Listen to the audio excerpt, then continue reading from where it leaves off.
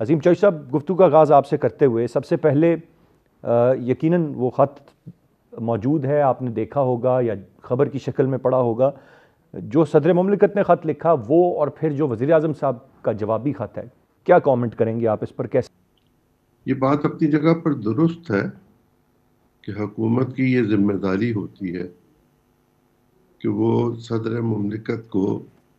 اپنی حکومتی کارکردگی کے حوالے سے وقتاً فوقتاً بریف کرتی رہے۔ یہ کام وزیر اعظم بھی کرتے ہیں اور وزراء حضرات کو بھی کرنا ہوتا ہے، لیکن صدر پاکستان کی طرف سے خط لکھا جانا، یہ میرا خیال ہے شاید ضرورت سے کچھ زیادہ ہوا۔ انہیں چاہیے تھا کہ وہ وزیر اعظم کو طلب کر لیتے، انہیں یاد کر لیتے، پہلے بند کمرے میں ایک دفعہ گفتگو کر دی جاتی، تاکہ وہ بات جو ایک طویل مدت سے وہ خود بھی کہہ رہے ہیں اور بہت سارے اور دانشمند حضرات بھی یہ بات کہہ رہے ہیں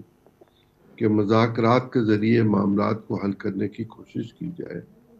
اس کا راستہ صدر مملکت نے اس خط کو لکھ کر بالکل بند کر دیا۔ 18ویں ترمیم کے بعد صورتحال بہت تبدیل ہو چکی ہوئی ہے۔ شاید صدر مملکت کو اس بات کا ٹھیک طرح سے ادراک نہیں کروایا گیا کہ یہ خط ایک خط رہے گا، اور یہ ممکن ہے کہ اس خط کو پی ٹی آئی ایک خط کے طور پر یا ایک نشاندہی کے طور پر یا ایک علامتی نشاندہی کے طور پر سپریم کورٹ میں کنٹیمپٹ آف کورٹ کے لیے پیش کرے